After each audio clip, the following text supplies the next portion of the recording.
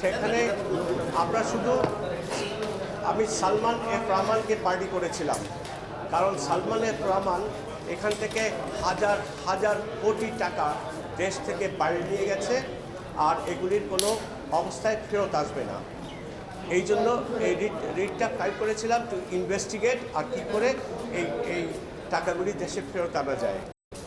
আজকে শুধু বাংলাদেশ ব্যাংক বলেছে, আমি বলিনি, আমার হিয়ারিংটা শেষ হয়েছে। বাংলাদেশ ব্যাংক যখন বলেছে তখন দেখা গেল এখানে 8,000 কোটি টাকার উপরে তারা লোন নিচ্ছে, যেটা নেওয়ার কথা না, because they war defaulters.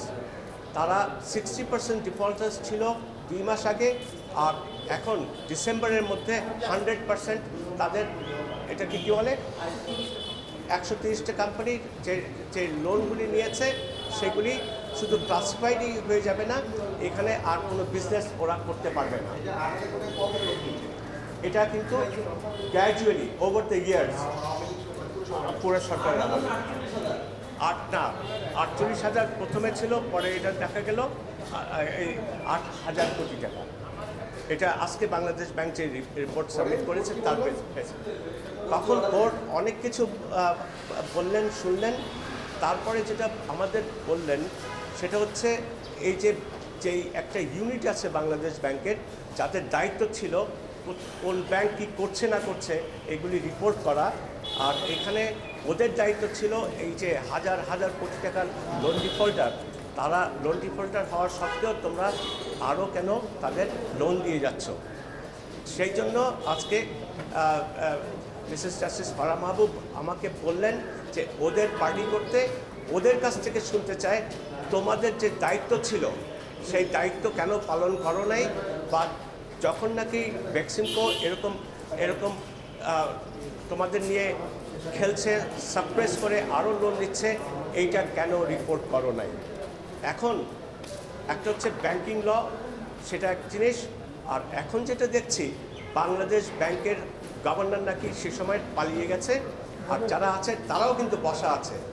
Bangladesh ব্যাংকে এরকম সালমানের কথায় সব কিছু সাপ্রেস হয়ে বাংলাদেশ ব্যাংকের গভর্নর একা দায়ী, এরা দায়ী না, এদের প্রত্যেকের এগেনস্টে ক্রিমিনাল কেস আমি করার জন্য বলবো, বিকজ এইটা যে টাকা নিয়ে যাচ্ছে এটা একটা ফিনান্সিয়াল ক্রাইম, মানি লন্ডারিং হচ্ছে, এটাও একটা ক্রাইম। বাংলাদেশ ব্যাংকের ওদের আমি পার্টি করে ওদের আমি কোর্টের কাছে বলবো ইনভেস্টিগেট দেম, বিকজ কোনো ব্যাংকিং লতে না, because they were partners in crime. এদের যদি না ধরেন অন্যান্য ব্যাংকে এলসি খুলতে যেগুলি হচ্ছে এগুলির সমাধান কোনো সময় হবে না। নাম ধরে বলেছে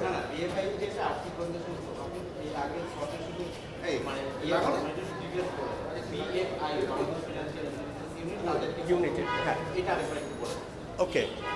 এই বাংলাদেশ ব্যাংকের একটা ইউনিট আছে, বাংলাদেশ ফিনান্সিয়াল ইন্টেলিজেন্স ইউনিট। এদের দায়িত্ব ছিল কোন ব্যাংকে কি হচ্ছে, এই যে অগ্রণী ব্যাংক এবং নেক্সট হচ্ছে সোনালী ব্যাংক, এরা যে সমানে লোন দিয়ে যাচ্ছে এই টাকা তো দেশে ফেরত আসবে না। ও জনতা ব্যাংক, ইয়েস, নট অগ্রণী, জনতা ব্যাংক, এই টাকাটা আসবে না। এরা কেন এটা পয়েন্ট আউট করে নেই, বা তাদের হাতেই আইন ছিল, যদি তারা ডিফল্টার হয় তাহলে ব্যাংকে স্টেপ নিত, বাংলাদেশ ব্যাংক কি করতে হবে, সেখানে কোনো স্টেপ না নিয়ে সমানে লোন দিয়ে যাচ্ছে, এটা হইতে পারে না। আমি তাদের এগেনস্টে ক্রিমিনাল কেস করার জন্য কোর্টে বলবো। না, এটা বেক্সিমকোকে শুনবে সোমবার 3টার সময়।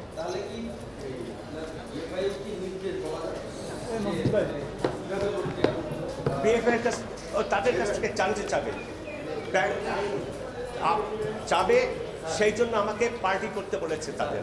এই জিনিসটা বুঝে নেন। হ্যাঁ,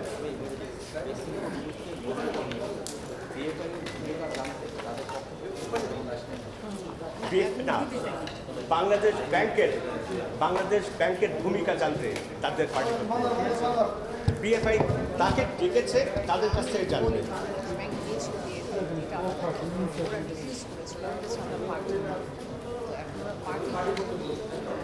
না, ওদের পার্টি করতে বলে নেই। হ্যাঁ, তাকে বলছে বাংলাদেশ ব্যাংকের যারা আছে তাদের না। হ্যাঁ, এটাই। কিন্তু আমি ওদের এগেনস্টে ক্রিমিনাল কেস